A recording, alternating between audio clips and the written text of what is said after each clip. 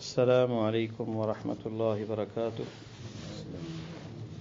الحمد للہ وحدہ والصلاة والسلام علی من لا نبی بعد اما بعد فاعوذ باللہ السمیع العلیم من الشیطان الرجیم رب اشرح لی صدری ویسر لی امری واحلل عقدۃ من لسانی یفقہوا قولی۔ اللہ تعالیٰ کا فرمان ہے قرآن مجید میں، وَلَا يَغْتَبْ بَعْضُكُمْ بَعْضًا أَيُحِبُّ أَحَدُكُمْ أَنْ يَأْكُلَ لَحْمَ أَخِيهِ مَيْتًا فَكَرِهْتُمُوهُ وَاتَّقُوا اللَّهَ إِنَّ اللَّهَ تَوَّابٌ رَحِيمٌ۔ اور تم ایک دوسرے کی غیبت نہ کرو۔ کیا تم میں کوئی پسند کرتا ہے کہ اپنے بھائی کا، مردہ بھائی کا گوشت کھائے؟ اور یقیناً کوئی نہیں پسند کرے گا۔ اور اللہ سے ڈر جاؤ، بے شک اللہ توبہ کو قبول کرنے والا اور معاف کرنے والا اور رحم کرنے والا ہے۔ ابو ہریرہ رضی اللہ تعالیٰ عنہ سے صحیح مسلم میں حدیث ہے کہ نبی علیہ السلام سے کہتے ہیں کہ ان رسول اللہ صلی اللہ علیہ وسلم قال، کہ بے شک رسول اللہ صلی اللہ علیہ وسلم نے فرمایا، اتدرون ما الغیبہ؟ آپ نے صحابہ سے خطاب کر کے مخاطب ہوئے اور کہا، تم جانتے ہو کہ غیبت کیا ہے؟ قالوا اللہ ورسولہ اعلم، کہا اللہ اور اس کا رسول جانتا ہے۔ یہ ادب ہے کہ بندے کو پتہ نہ ہو تو کہے اللہ اور اللہ کے رسول کو پتہ ہے، مجھے کیا پتہ۔ تو ہمارے لوگ جو ہیں کسی سے پوچھ لیں نا کوئی مسئلہ، اسے نہ بھی آتا ہو تو وہ تکے لگانے لگ جاتا ہے، ایسا ہو سکتا ہے ویسا ہو سکتا ہے۔ تو ہمیں شرم آتی ہے کہ یہ کہتے ہوئے کہ مجھے پتہ نہیں ہے۔ صحابہ اکرام میں یہ ادب تھا کہ وہ کہتے تھے اللہ ورسولہ اعلم، اللہ اور اس کا رسول جانتا ہے، مجھے علم نہیں۔ قال ذکرک اخاک بما یکرہ، غیبت کی تعریف، غیبت کسے کہتے ہیں؟ ذکر اخاک، اپنے بھائی کا ذکر کرنا جسے وہ ناپسند کرتا ہے، چاہے اس کا الٹا نام ہے، چاہے اس کی کوئی تعریف توصیف ہے، لنگڑا ہے اور آنکھوں سے کانا ہے، یا پھر وہ اس طرح ہے، یا ٹھینگا ہے، چھوٹے قد کا ہے، یا وہ ایسا ہے، کوئی بھی اس کی ایسا وصف، ایسی کوالٹی، ایسی اس کی توصیف کرنا جسے وہ ناپسند کرتا ہے، یہ غیبت ہے۔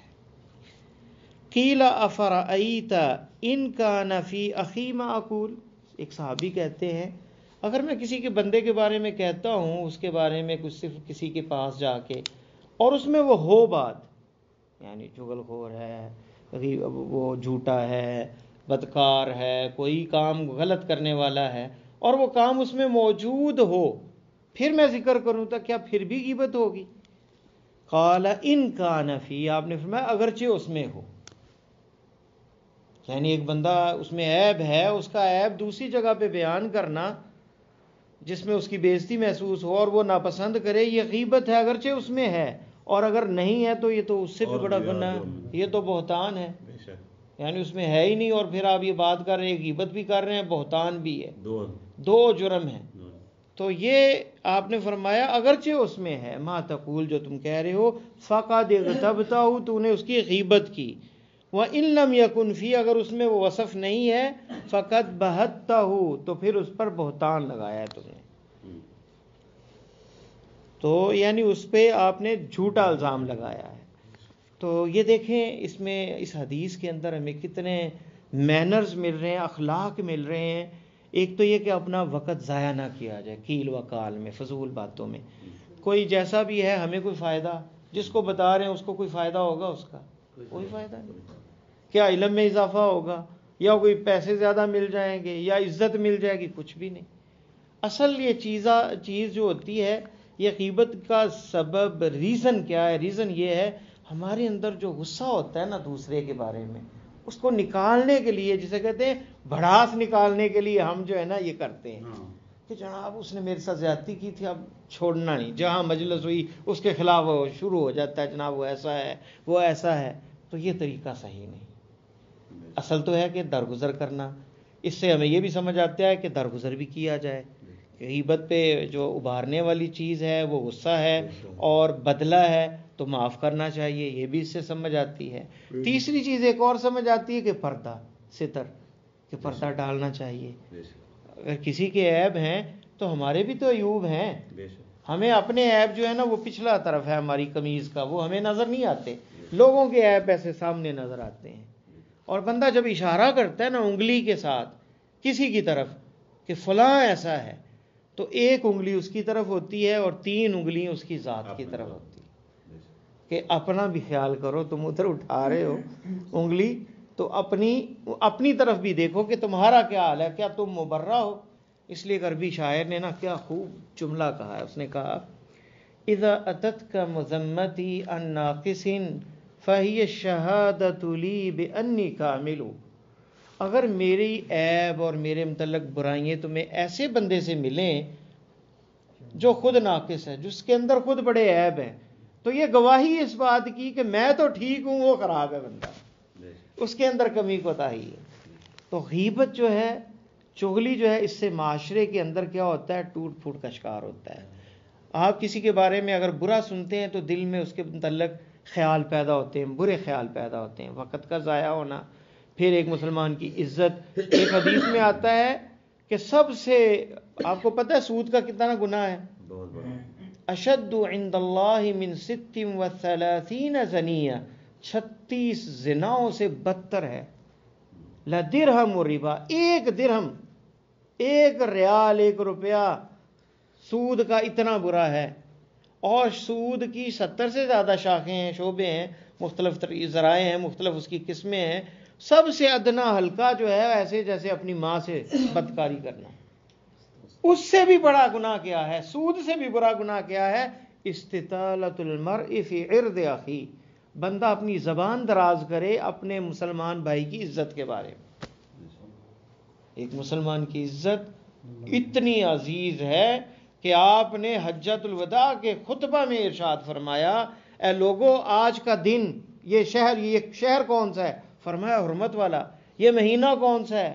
فرمایا حرمت والا ہے۔ اور یہ دن جو ہے جس دن میں ہے یہ بھی حرمت والا ہے۔ فرمایا اسی طرح جیسے یہ بلد الحرام ہے، مہینہ حرام ہے، اور یہ دن جو ہے حرمت والا ہے، ایک مسلمان کی عزت بھی حرمت والی ہے۔ ایک مسلمان کی عزت کے بارے میں کبھی زبان درازی نہ بندہ کرے۔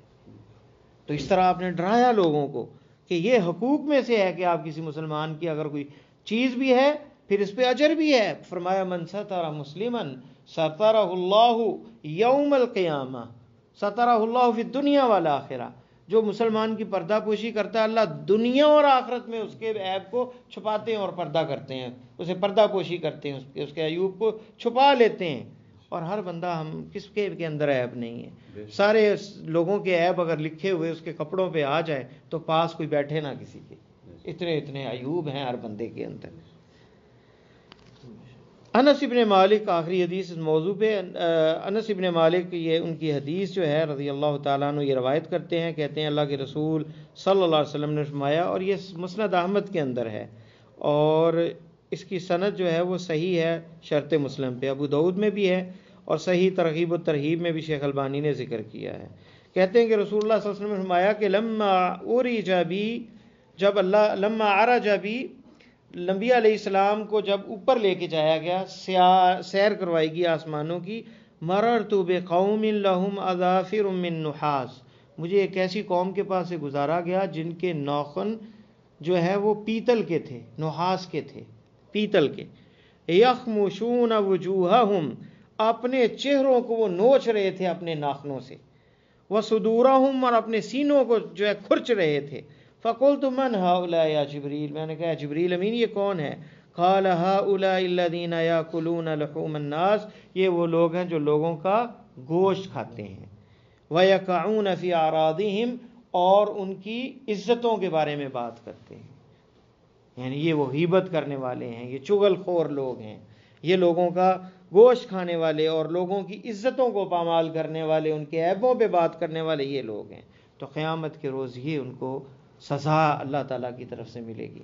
اس لیے نبی علیہ السلام نے فرمایا کہ اگر کسی کے پاس بھائی کا کسی کا مظلمہ ہے، ظلم ہے، کسی کا اس کی عزت کا معاملہ ہے تو یا کوئی اور ہے، فَلْيَتَحَلَّلْهُ مِنْ، اس سے وہ معافی مانگ لے، اس سے جو ہے درگزر کے لیے اس سے گزارش کر لے، کیونکہ فرمایا الیوم، آج اس سے یہ جو ہے اجازت لے لے، درگزر کی طلب اس کے سامنے رکھ دے کہ وہ معاف کر دے۔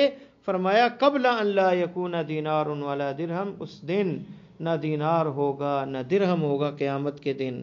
اگر نیک عمل ہوگا اور تو نیک عمل اس کے جتنا اس نے ظلم کیا وہ نیک عمل لے کر وہ نیکی اس بندے کو دے دی جائے گی مظلوم کو. اور اگر اس کے پاس جو ہے نیکی نہ ہوں گی تو لوگوں کی جن پر ظلم کیا ان کے گناہ اٹھائے جائیں گے اور اس پہ ڈال دیے جائیں گے. فحمل علیہ، یہ بخاری کے اندر لفظ ہے. تو اندازہ کریں پیسوں کے معاملے میں بندہ ٹھیک ہے تو اس سے شاید ہی کوئی بچا ہو کہ کسی کے بارے میں کوئی بات نہ کرتا ہو. تو اگر کوئی غلطی ہو گئی ہے تو اس سے معافی مانگ لے، اللہ سے بھی توبہ کرے، اس سے معافی مانگ لے. اگر ڈر ہو کہ فتنہ ہے، بڑا بندہ ہے، کوئی مدیر ہے، آپ کو نکال دے گا کام سے، یا کوئی ایسی بات ہے، تو اللہ سے توبہ مانگے، معافی مانگے اور اس کے لیے مغفرت کی دعا کر دے. اور جہاں اس کے بارے میں بات کی ہے جس مجلس میں، وہاں اس کی تعریف کر دے. وہاں جہاں اس کی ذات میں اس کی عزت کے بارے میں بات کی، وہاں پر جا کر اس کی تعریف بیان کر دے اور معافی مانگے اور کہے کہ نہیں وہ تو بہت اچھا بندہ ہے، میں ہی غلطی پہ تھا، تاکہ اس کا مداوع ہو سکے اور اللہ کے ہاں جو ہے بندہ پکڑ سے بچ سکے. تو یہ اگر ہمارا معاشرہ ان مینرز کو، ان اخلاقیات کو اپنا لے تو کتنا شاندار بن جائے معاشرہ. لڑائیاں بھائیوں کی ختم ہو جائیں اور دوستوں کے اندر لڑائیاں ختم ہو جائیں، میاں بیوی کے جھگڑے ختم ہو جائیں، بہو اور ساس کے جھگڑے ختم ہو جائیں، معاشرے میں امن آ جائے، معاشرے کے اندر قرار اور سکون آ جائے.